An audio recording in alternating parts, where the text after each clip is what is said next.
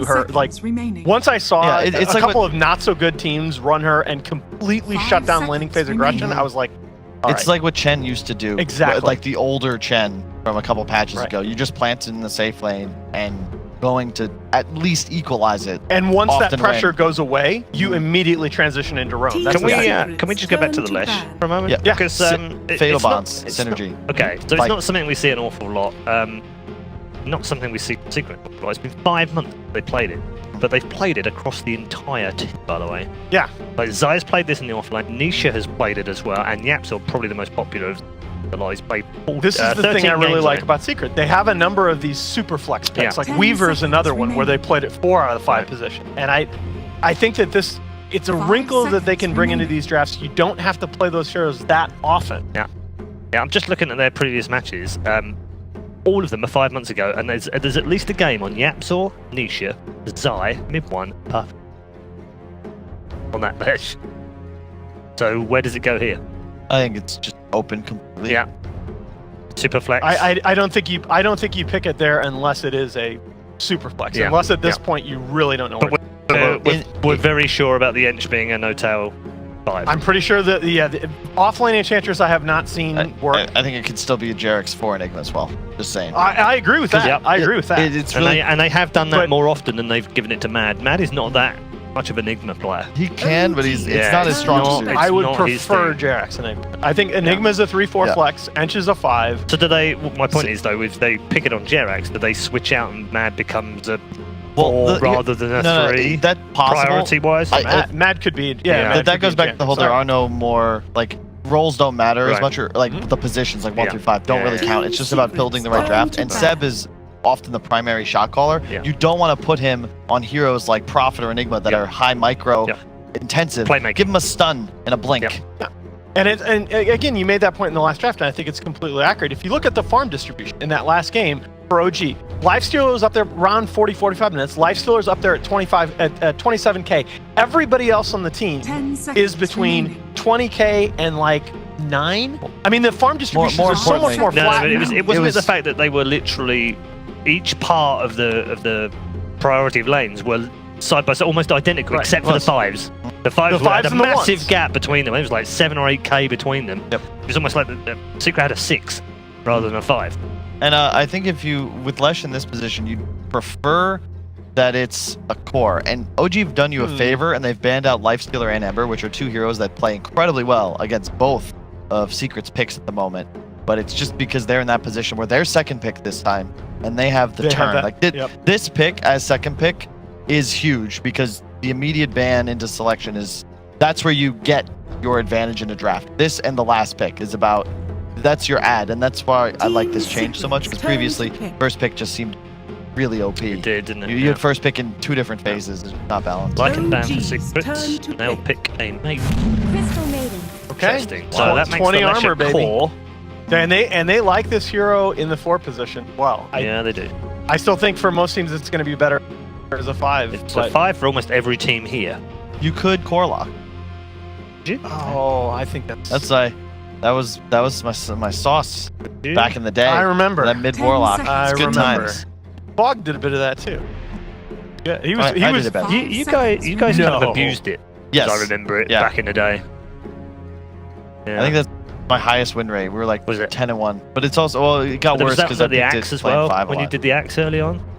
No, you guys brought the axe out quite early, and you had like a theory crafting. That was much later. That was when they were running axe and Werewyvern. Yeah. I was hanging out with Adam yesterday, and I still. Really? Funny. Yeah, because we saved that pocket strat for like 3 months, and we're just like, well, if we win this game, we're in the tournament. If not, we're just here in Russia for a week with nothing to do. So I figured that was a good time. showing like a cheese push strat potential here. I mean, that's just a sick Pugna pick. And it is. Like, it's a hard counter to a Lesh and CM. Although Lesh BKB is still huge, and that is perfect. Well, it's a great synergy with the Warlock.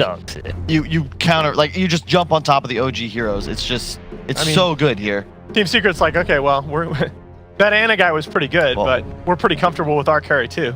OG go Jug or AM here? Pretty sure. AM. I like Jug more personally. I like Jug a lot. Because you just abuse the tempo. Not an AM team usually. You think they're gonna? You think this Pugna is a 3, or you think this Pugna is a mid? I think this is a Thompson Pug. Okay. Yeah, I mean that certainly solves the issue from the last game, right? I think OG actually had issues the start of the season trying to put Thompson on too many different things. I agree. He is super good at what he knows. Yep. Yes. The Monkey Kings, the Invokers, the Pugnas. I don't want to see him on like a Brewmaster ever again. Well, and the other thing is that what so many people not.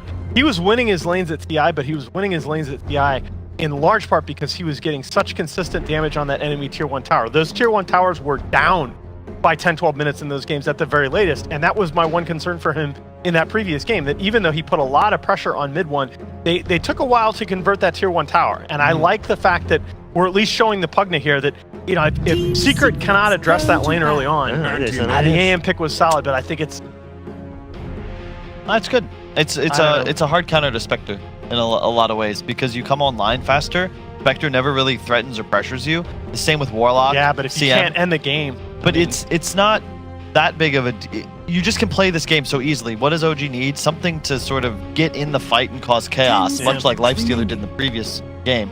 AM does it differently, but the backline of Secret is just so squishy that a blinking AM, you actually can't threaten him with any of the Secret heroes thus far. At some point in these drafts, it comes down to we can kill your heroes, but you can't kill ours. This is where the last pick, Alchemist from Secret, comes in. And then we get ourselves a vintage ESL. You want a mid Alchemist? Yeah. Crushes AM. I mean, the reflection is pretty annoying, but you go blink. Be against though mid if you... Yeah, that's fine. You just buy regen. Alk is just totally fine for spam salves? Yeah. OG still have a little bit of flex here, don't they? For this last pick, they could still pick something for Mad as a 3 if that Enigma is actually jet, or they could pick a. I think you just grab a stun. I could see them going something weird like Nyx, but I think you need. You want some more spread damage. You prefer like a point and click stun. Because right now... Something reliable. Yeah, you... Both sides are short on that. I mean, Secret is okay. But OG needs some shorter cooldown to stable. They really do. You could... I could also... Oh, I know it. Trient. Trient offlane, okay? Seb would do it. That is... Trient offlane would actually be nuts here. Because that gives them... the area of effect control that they need. You sort of have a point and click, like it just works, and it allows you to hit a timing. They need somebody to buy auras. Yeah, they need somebody to buy auras. Why not just go Centaur? So they're gonna take out the bounty ban. If this is offlane tree, I'm walking on. I'm dropping the mic. That's the other one. Aura builds are super safe. That's a nice OG draft. Yeah. And if it's perfect because. You look at the first 3 picks of Secret. Wait, AoE silence owned. Yeah, you just if you can get on top of them, you're gonna win these engagements. If Night Stalker can run into the fight with that silence active, it's the perfect hero to play to captain and shot call on as an offlaner. Like, I believe that. When you're a Night Stalker player, your cooldown is the one your team is playing around. Your vision, your movement, like you are literally quarterbacking the game. Is that mid Pango or is it Zai Pango? I genuinely thought we would only see this from one team at this event. Oh, no. And that would be Ice, of course. No. A lot of teams have now started running mid Pango. Is this mid Pango or Zai Pango? Absolutely no idea. I think this is Pango. I think it's the Zai Pango and mid one last. I mean, it has been mostly interesting draft from both teams. Yep, I like it. Which ones do you like better, though? I love what OG did. Yeah, I think that they have not just like the matchup advantage on individual heroes, but the way the team fights are going to go down. It's like they're going to win the mid game. They're always going to have vision advantages. Secret to win this has to play like near flawlessly, and Spectre's got to go off. Like Secret is very much they're going to try and drop the meteor. Okay, you've got this window with Warlock, Golem, Spectre ult. You need to find kills immediately. Otherwise, OG just pick you apart. They outfarm you around the map and just. Die. It once again comes down to we can kill your heroes, but you can't kill ours. And I think OG showed in game 1 that they're playing at that level. They can compete. I like them a lot. Yep. All right, thank you very much, Jen. Time to head over to our commentary team. Once more, we join Capitalist and Toby 1 for game number 2. Thanks, Red. Yeah, how you doing? We're doing great. I thought that first game was very good, very fun. Yeah. Yeah, much to Kyle's annoyance, actually. I don't think he thought it was going to be that good. Kyle's always annoying. But it was at least nice to see that like OG actually stepped up, because it would have been really disappointing if we had a game where it's like, you know, we're the winners of TI.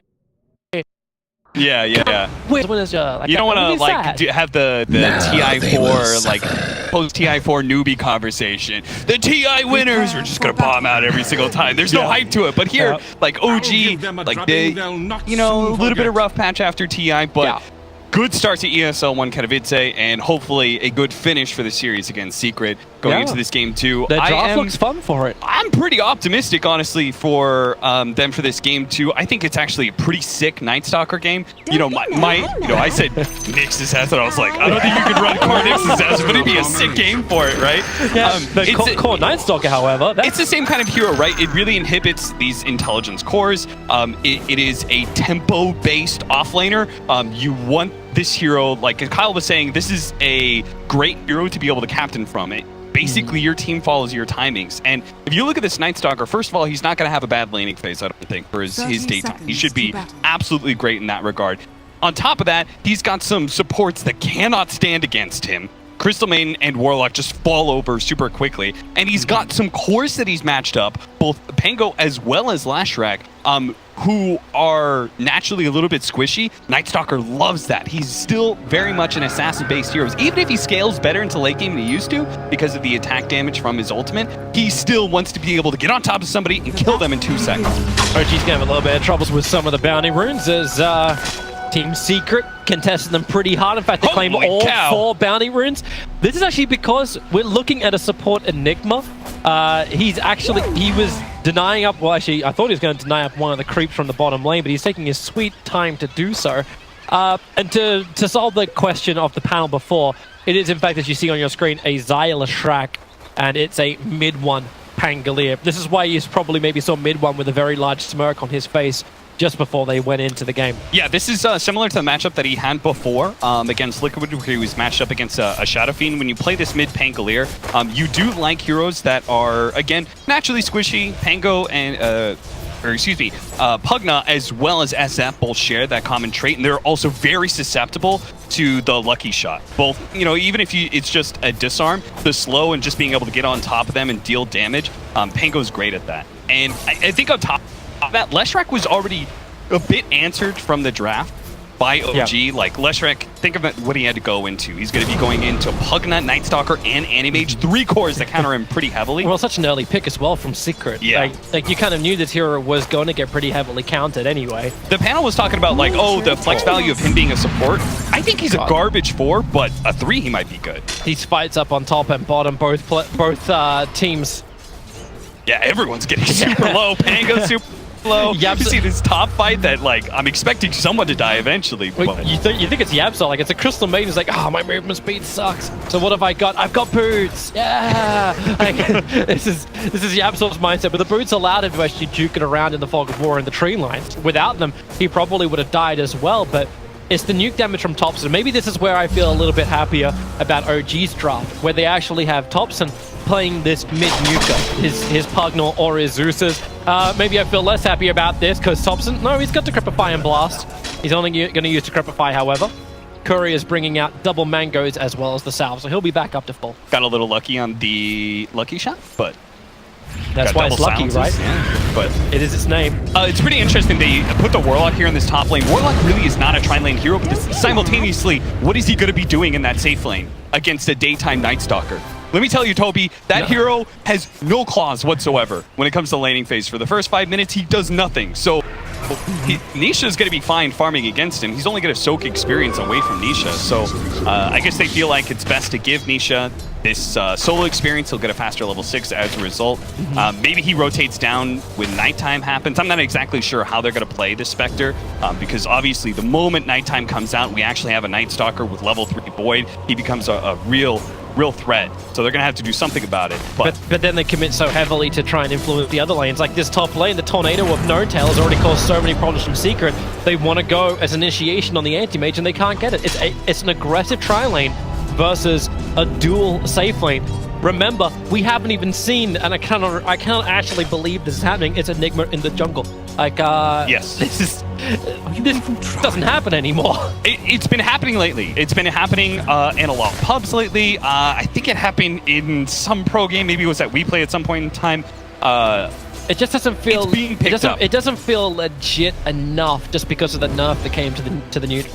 I mean, so they slowly but surely, with the combination of the focus on the range creep and how much gold you get out of that, which, you know, the deny mechanic of Enigma is super good against that. You can see what he's doing here, right? Actually just TP to the tier 2 tower on top lane to get that deny on the range creep. Exactly. You don't need to use the Enigma to, like, the actual Eidolon focus to kill a neutral creep. You take a range creep away from one of the lanes and then bring those Eidolons into the jungle itself. So you still have an impact on the laning phase, a pretty good one, taking away the range creep, which is such a big impact of a lane creep net worth. And then you're still able to get some pretty decent levels because they have changed the neutral value a little bit, where it's a little bit better for you than it was previous. Yeah, I've been watching it too as well, JJ. Just waiting for G-Rex to mess up a little bit of micro. It was one hit from that Hellbear, like that close to death. He is pushing the limit of this hero. It's a good thing Bloodseeker is not in the game, or else everyone else will be losing their lanes right now. Another big thing is that Night Stalker, he just doesn't have a whole lot to do during daytime. And he doesn't farm very efficiently during daytime either. The Midas patch, very helpful to him. With this rage of everyone going Midases, it's the perfect item for a Night Stalker because, you know, obviously you can't go any other accelerating item. You can't go a Mjolnir or Battle Fury or anything like that. Notel's in trouble. Zai, just too easy with the damage to come in from that level 2 Edict, but that's why he's trying to turn around with the help of the teammates to try and find their own kill. Zai will still finish up Notel. ILTW went the other direction. G-Rex moves over. It's a level 1 Malphite stun, so it's not enough work, but then again, when you micro up the Wild Wing, he just can't move. Zai on the retreat, one more blink forward, should be able to finish the job, and that's exactly what will happen. The awkwardness of this trine lane, the combination of Enigma taking away range creeps, the Enchantress bringing a neutral creep into it, and them also just not being able to do enough damage to this Animage. He's top CS despite aggro trine lane. You know, this Warlock, they just didn't really have a place for their supports in this. They finally do bring Puppey down to this bottom lane again as nighttime comes up.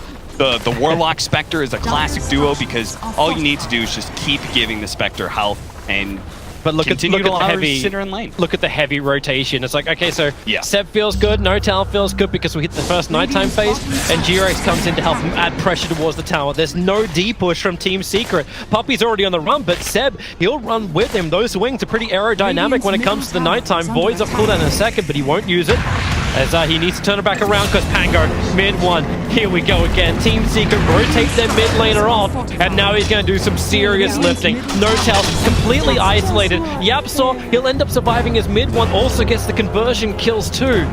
So both of the supports that are meant to help enable Seb's lane have actually kind of swung at the opposite direction. And Pango plays exactly the way that mid one has been playing for Team Secret, right? And this very much, he's a space creating core. He moves around super early. You've got a low cooldown, very impactful ult for team fights. It just kind of fits to everything that he's been doing lately on these Ember Spirits. Pango mid, on top of that, another thing about it is that Pango mid, with the damage items that you get with a Javelin into Maelstrom, your timing is just a little off as an offlaner. Unless you just get like a really dominant offlane, you're just not going to get those farming items fast enough. It's going to slow down your team fight items. But as a mid, you get the Javelin super fast. You get the levels required for you to still be impactful for team fights, and this will allow you to be able to get, you know, Guardian Greaves, which is typically the item you go for with the big Pango after Maelstrom. So great things for Pango, great things for Team Secret, but there is still, after this fight, we'll go to the ticking time bomb, but it's lane. Spectre trying to run away, Totem just stuck in the line bound. That's why he has a Spectral Horn himself away. Jumps up and down and then up towards the top lane. So it's in the hands of Anti-Mage who can actually find this kill onto Nisha. It started on bottom, but with the Mana Void available, it's here. Up on top lane for Nisha. So he just used his ultimate to deliver a kill straight to Anti-Mage's door. He's like sick. Hey, this is, you know that Riddick. It's Riddick, right? The second movie, if you're not going to count Pitch Black. Thompson's going to train him out, but it's like, do I kill myself to the Grandmaster, or do I kill myself to this douchebag over here? You know what? I'll take the Master. I'll let him have control of my entire army and world. I'm not gonna lie, I had no idea where that analogy was going at first, Toby, and I know the Riddick movies, but I see where you're going. Yeah, I see where you're it's going. like, with that. who do I want to give my army to? Well, I'm not sure if you wanted to give it to the Animage. You really did it. Like, obviously a bad mistake was made. Riddick was not ready to govern. But it's the Animage who was the ticking time bomb I wanted to say before the fight was going to begin. Like, this Animage is drastically moving towards his Battle Fury, and can the Pango do anything about him? All this farm that's good for Team Secret doesn't deal with the Anti-Mage. He will eventually. Oh no, he didn't get the silence with a lucky shot, so Thompson lays a ton of damage into Nisha, but fortunately he was able to get out of range just in time. One of the big things is Paint is very effective against Animage because you have an innate silence. And then on top of that, you've got Chainstones with the Rolling Thunder. So Animage is going to have a difficult time with mid one eventually. So they will have that answer for sort of like that mid-game area where he's got Battle Fury and he's building into his Manta. The Pango will be able to hunt Animage around the map. So they will be able to kind of deal with that. It's still, the timing is going to be scary. Just as, you know, Kyle was saying, the Animage was a great pickup because not only answered the Leshrac, it also answers the Spectre. You know, we were talking about it backstage. It's like, the Spectre gets his Radiance, yeah, but Animage is like, I've already got Battle Fury, I've got my Manta, and I'm soon going to have 5 items before you have 3. Wow, Mid-One's really committing to try and kill off Pugner, and he's able to do so. Support from the Crystal Maiden.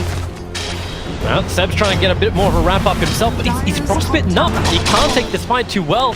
With the help of Notel, maybe he'll feel a little bit more confident. Notel's hunting the support kill. But that's that power spike for Mid-One where he feels real confident just halfway up the lane and commits his Rolling Thunder. Yeah, just like when he played against the Shadow Fiend, right? Like, Shadow Fiend was so dependent on magic damage nukes, and then you have this Pango, gets on top of you, has a chance to silence you, and if he doesn't, well, he goes into Rolling Thunder anyway, and you can't do any magic damage to him. So you're going to have even worse problems for Pug. Now, fortunately, that is going to be a great escape for Zai, who's building into a Rod of Atos. So he's going to set himself up. And all split bounty runes 50-50. So no one really gets any kind of advantage. It was the 10-minute bounty rune fight that in game 1, everyone wanted to take. In game 2, everyone just appeared to be happy to accept the status quo. Animage, top of the net worth board, but a lot of OG are right behind him. Yeah, but he's #1 net worth, and the Battle Fury is very close to completion. We're 400 gold away from Battle Fury. They've given him the bottom lane, and they're even giving him an Alpha Wolf to get a little bit extra. Thompson again. Yeah, he's dead. Nice hit from Mid-One. Okay, well, he should be dead. The drain out. Okay, now he is dead. Mid-One didn't want to commit the swashbuckle at the end just to ensure it straight up. Come on, sprites. Yeah, there's Pulse Nova and Edict doing the work. Untouchable doesn't help you against that, but that's the reason why you've got the Nature's Attendants. You'll get a little bit more distance up. Seb's in the neighborhood. Nisha, he needs to kind of slow down Nisha so he can't keep the chain going. Zai will miss the stun, but Notel will finally go down. That'll help Nisha. Looks like he's going to be double Wraithman straight into Yasha, so they're going to make sure that they don't have this like kind of awkward window where Nisha's very weak. Builds into an early stat build. I'm not sure if he's actually going to go Diffusal Blade for this game or Radiance. I feel like Diffusal Blade is better for you in the matchup against Anime. Does Radiance even really like help against what OG has? Well, OG are on the hunt. I'll smoke up. Seb's going to be the first bit of bait. Starts over on Zai. They need a stun of Valbal. Jirax, he's this time going to get in range on Zai. Get the Malpasan off, allowing Seb to get the kill. And they wanted more, but Nisha quickly jumps away while Mid-One and YapzOr combo together to kill off ILTW. Tearing it up this game.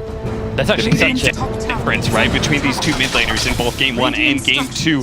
Thompson had kind of a rough time with his Monkey King transitioning out, having a rough time again here directly against Mid-One, just getting full-on countered. But OG did bounce back very nicely with some of their team fight, and they've got a great script here. Right, yep. Toby, you could see kind of the 1-2-3 build-up that they've got going for them. They've got this Enigma and the Pugna. They're going to be able to take a lot of towers early.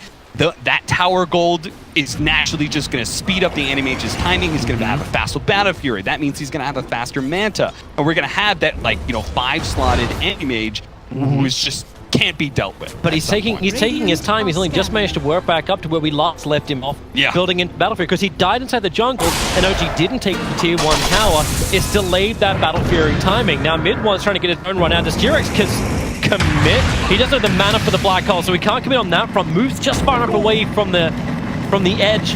There's only Notel who will get stunned up as Mid-One wants to keep the run going, and a quick swashbuckle down and away from the blast of Thompson. Dire's middle tower. But ILTW is not going to be happy with just the last 1 to 2 minutes where it's been dead time, so no farm time. And Pango, for a short period of time, actually was #1 in network. Yeah, we were watching that chase at top lane, but the much more important kill was that animation. You know, I totally missed it too, and I'm curious to see how he got picked off. Pugged up under the tower, puts Nether one down. Mid one doesn't really want to be involved in this. Swashbuckle away. He'll cop the damage from it. And with an enchant, they try and slow him down once again, but a quick shield crash up the hill. Plus, this is mid one. Very difficult to lock down, especially when you give him such a versatile hero like Pango. Yeah, and look at that. He's actually thinking about going for another Javelin. So really committing to a heavy damage build for this Pango.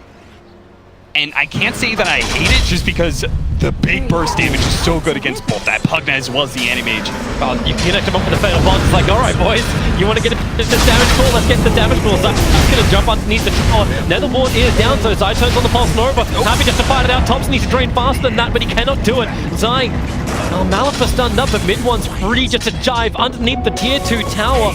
Quickly voided, but Seb low on life. They still do not want to bring the anti-mage into this fight. This will be the worst thing for OG if that happens. The tier 1 tower is still up and fighting.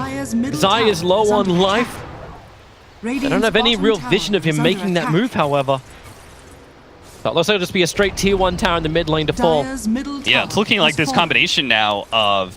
I mean, to be honest, Zai isn't much of an impact. It's mostly just mid one. It just seems too tough for OG to fight into.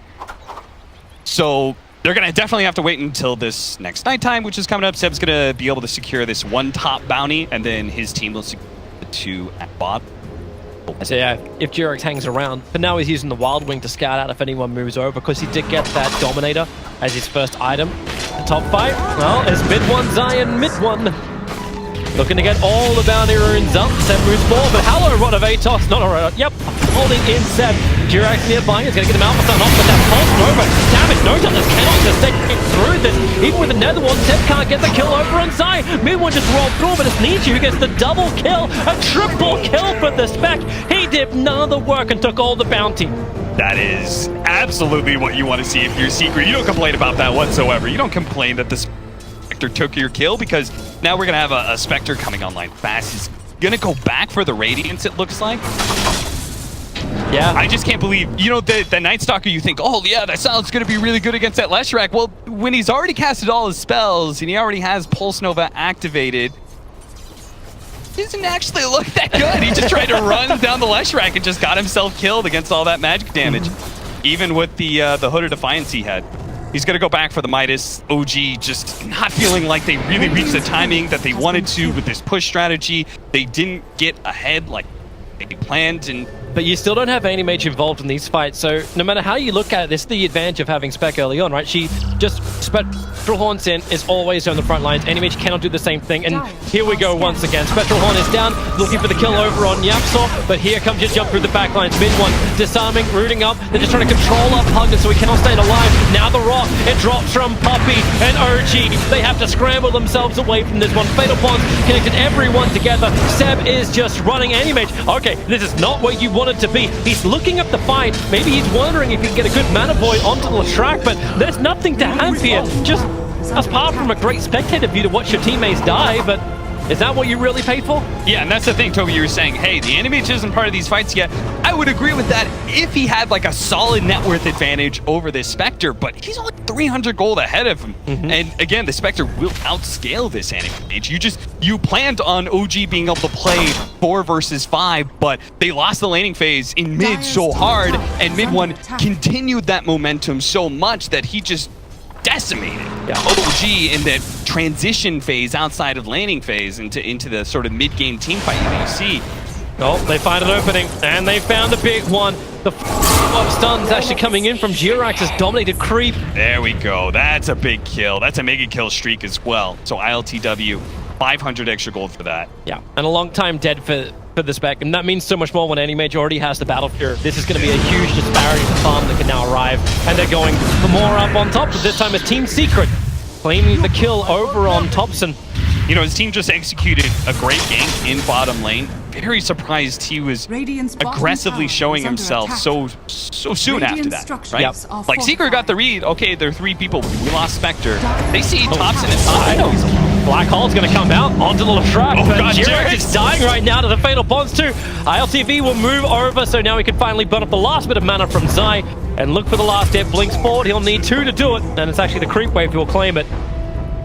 Yapsol also died as well, right next to the Radiant Shrine. So Seb gets 1, split for the other. OG's bringing this back. Still 7,000 gold lead for Secret, but it hasn't gotten worse. Hey, I remember game 1, it was just like that. And this is the OG special. Hey, we're really behind everybody, but let's win around the 60-minute mark and we make fans. It's the Director 8 kind of way. They're going to reach an awkward point, this 20 to 25 minute daytime, but they are closing in on Pipe. I'm not sure what Jarek's builds for the 4-position Enigma against Warlock. Well, he's going for mech at the moment, so he's looking to be almost like the old 3-position Enigma off lane. Like, I'm just going to provide sustain. You focus on those team fight items, just because like the last 4-position Enigma I saw, it built BKB normal, but when playing against the Warlock, you've got this just sort of 1-to-1 counter. It's probably better for you just to focus on the team fight aspect and not. That's as much as I know that's a disappointment to you, Toby. No, it just means it's more impressive when he gets it off. And really, no one likes seeing a black hole if the entire team isn't there. I'm gonna say it now. Like, it's not good. It's a team activity. Yeah, it really is. It's bonding. Right now, Team Secret taking Roshan, bonding together. 3 in the pit, 2 outside. Let's make it 3 and 2 split. And what a surprise with a bit of a half trade-off where... Actually, OG are uncertain about this. They put down a nether ward up on the hill near the shrine. They had Animage pushing. It's like they were expecting a fight, not expecting a Roshan. Yeah. But Roshan definitely is, so now... Yep, Spec has the Aegis Immortal. They'll claim the 20-minute bounty runes, and maybe another reason why they're also expecting a fight. I mean, it was very bold of them, Team Secret doing it during nighttime. Oh, awesome. Rolling Thunder's coming out. And mid one right on top of the Pugner. Of course, it's the end of the nether ward. 1 second and it will time out. I think Thompson kind of understood that he was dead. They kept their attention for a little bit longer, but was it long enough? Animage blinks away, so yeah, it was long enough. What Thompson did is he tried to hug the cliff as much as possible, and it both decreases the chance that Pango's going to be able to get the angle to hit you, but also when he does hit you, it means that you have a chance to be able to pop up the cliff. Don't walk into this. Don't wait, hang on. Yeah, blink forward. Someone gonna Malefice. He'll go invis, right? But it's just the Glitter Cape, and wait for him to come back out of it. Now they have the extra vision. Midnight Pulse is already down, burning off life, and okay, committal. He really wanted that kill. Anti-Mage needs money. Oh, I mean, if I'm Secret, I play super aggressive. Because Night Stalker's ultimate has such a long cooldown still. 2 minutes for Dark Ascension. It's daytime as well. I think this is time where they could easily take at least 1 tower. You actually have Night Stalker on the end of that Dark Ascension TP to the bottom lane, and he's surrounded by 4 heroes. Thompson's nearby, but OG, Black Hole's coming off cooldown. You can bring Enigma into this fight, and Thompson, no, he just wants to leave. So, you know what, Seb? This is a really, really bad idea. We should have known Team Secret were going to hunt us, and we just give away a Night Stalker kill. But more than that, likely, they're going to lose their tier 1 and a large amount of damage to their tier 2. They have to push the other way. You know, it's not the worst thing in the world because ILTW is pushing out top at that same point. So there's so many heroes now at bottom that he takes a tower, is going to try and equalize. Mid 1 very quick to rotate back because he knows he can leave his team as 3 or 4 at bottom lane. OG's not going to fight into him during daytime. So he can stop that push from the Animage. He can hunt him, pressure him, make sure he can't farm their, the Radiant offlane jungle. Jirax. Thompson's going to be in there. Midnight Pulse. Pull him back in, but the Rock as well. So Fatal Bonds connecting Thompson and Jirax together. Nisha moving forward. He's got the Aegis Immortal. He wants to fight, so they'll just root up the Pugner, follow up with the stun, and there'll be 2 heroes from OG very quickly teamed up. But then ILTW jumps in for the fight, kills off Yapsol. But is this going to be enough for him? He's got the Mana Style, and no, well, actually, Mana Void is back off cooldown. Nisha has a large amount of pool they can potentially use. Does he want to jump back in? Maybe not when Mid 1 and Nisha both diving underneath the tier 2 tower, looking for the kill, and the supports are not rotating over. This is one very dead No-Tail, and Team Secret, what was meant to just be 1 or 2 hero pickoffs, has now turned into almost OG feeding him 5 kills in the bottom lane. But Jirax says, Jirax, go. Go away? Go. Leave? Maybe that's what he's trying to tell his team. Oh, there's your Rotovate got to the get on the silence. Anti-Mage. Bounces out, and the Anti-Mage needs to break free. Seb's nearby, and with the Pulse Nova, ILTW has no other choice but to blink himself away to safety. And here we go, Dark Ascension again, defensively kind of used, trying to catch up towards mid one. Radiant's top tower is But they're under just attack. backing off with the Observer Ward and Sentry. OG had a lot of extra information. They know that Nisha was kind of left alone. They need to keep this fight going, but it's really difficult to do because Team C could have just TP'd themselves over the shrine, which is pretty much what happened. So Seb caught you don't chase lollygagging that. around, and he just has to run back. He's heading to a shrine. He has an Aegis. Like, you cannot chase that at this point. That does mean you've used your Dark Ascension, another minute and a half where Secret are free to kind of do whatever they want. I really like Zai's choice of the Boots of Travel. I feel like that was kind of an underrated item in previous patches. We're seeing a lot more of it as time goes on. The sick opportunity for you to be able to push into a tier 3 and AMH is going to split push you. You're able to TP back with the TP scroll and then join your team after you defend with Boots of Travel. He couldn't TP out, got Rotovatos. Zai will keep walking with him. All those conversions, just money for him. With a Spectral Dagger, you find a kill at Thompson at the same time. And that was over in the mid lane, mid one. Oh, he's doing it solo. Yapso was there to help out. It's got a Diffuser Blade now. That is going to be really good. Animage does have, surprisingly, some mana issues as well when you're faced up against some of these Diffuser Blade heroes. So it's going to be great, not just against Dire's everybody middle tower on is under OG, but are attack. leaving work again.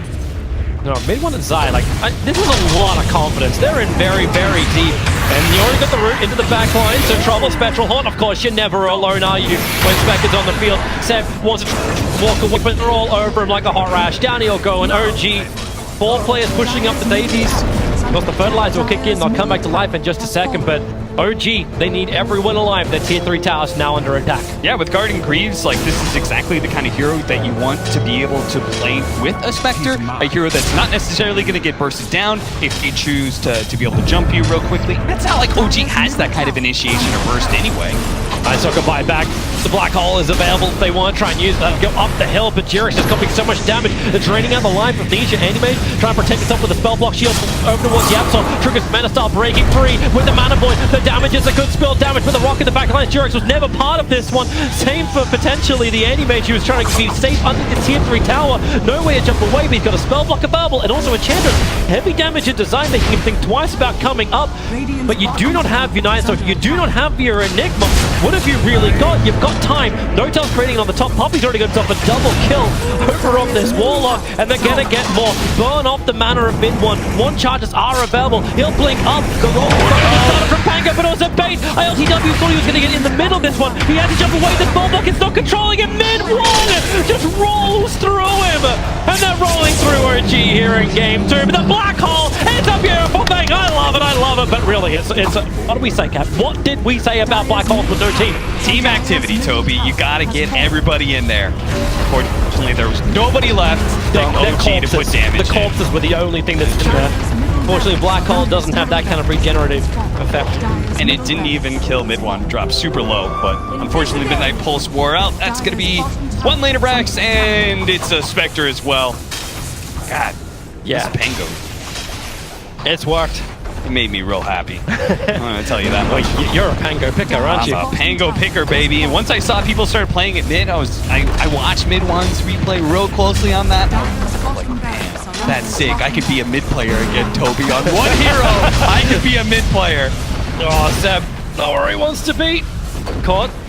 And a very huge slow. The upheaval will making it almost impossible to walk away. Thompson is giving him a little bit of extra protection and now has to actually give him the life as well. Seb, no way, not enough life. Mid one wants to go in a little bit deep, but they need something to fight with. 2 lanes of Rax have already been claimed by Team Secret. At least Rolling Thunder will go on cooldown for a minute so OG can feel a little bit more confident in the fights, but still underneath Radiant, Animate is just not ready to fight.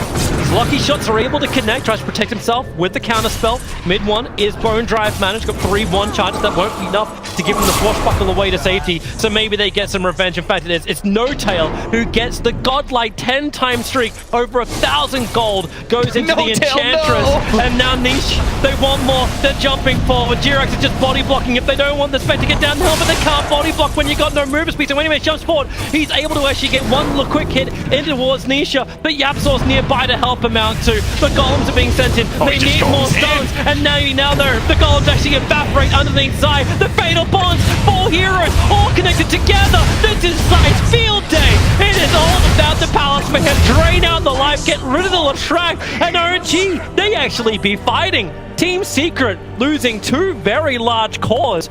And this day of the game, OG will 1, take everything they can, and 2, they'll take the money. Oh, if only they could have got that Spectre, but hey, they walked away from it. A decent fight. Oh man, I can't believe though No Tail got the last hit. I just remembered that. Maybe it wasn't so good. If only Animage could have gotten that last hit, maybe it would have been sick. Yeah. But what does No Tail buy? It's like, hey guys, I can afford us wards now. Yeah, that's a lot of centuries. Support people too. Yeah, I don't think he's making the transition into core, even with that 1,000 gold boost. So, unfortunately, it is what it is. Seb came in just in time with that pipe towards the end. That was a really sick Fatal Bond. And so you said it at the very start of the draft. It was like, that's a really sick combination. Fatal Bonds does apply with how it works is it applies the same damage type. So when someone comes in with, say, like a pipe, it works really well to be able to counter both the Leshrac as well as the Fatal Bonds combo and all that extra. He managed to bail out at least Jarek. The big man spawning. Poor Thompson, though. He's behind Crystal Maiden in net worth. Holy cow. I can't remember the last time I saw Thompson have this hard of a game. Oh, goodbye, No Tail. He's the one of the lowest net worth. Picked off instantly by his back. There is no delay here. It's like, I need to be alive. You've still got an enemy mage, so you still have hope. That's the way this works, right? I have to wonder, like, I'm thinking back in the laning phase, it's like, maybe should have put like Night Stalker in mid and then Pugna into the Spectre lane or something. That's a lot of what ifs. Yeah, there is Spectral Horn reveals all of them, and they're in a great position. The Fatal Bonds are all 3 together. OG, not what they want to have happen. 4 heroes. It's gonna be 4. It's only gonna be 3. Seb gets hit by the Rolling Thunder of mid one. Look where No Tail actually hides. He knows this will be a dieback for him. If he goes down, it's actually Animage. Okay, maybe I can kill off mid one. Maybe I can have the money and all the solo experience that goes with it. Or maybe I can just die. Zai is gonna be there to land the sun. Turns on the Pulse Nova. This is the game. Everyone from OG is dead. GG is the call. OG, they started off ESL 1 Katowice and nicely with a game 1 victory against Team Secret in what was a fun style. Secret gave an opening in game 2. It seems like no opening existed. Yeah, Secret wanted to remind OG, you may have won TI, but we're the dominant team right now, and we'll show you exactly what a dominant victory looks like. 28,000 gold lead by 30 minutes. And honestly, I can't just say it enough. It was a mid-one show, man. Like, he is the reason he killed OG's entire timing at 15 minutes. He killed Thompson's game. He killed him like 15 times in this game, but he killed his game overall. I don't know, man. That was, just, I think, a rough matchup and something that OG was probably unfamiliar with going into it. I can almost guarantee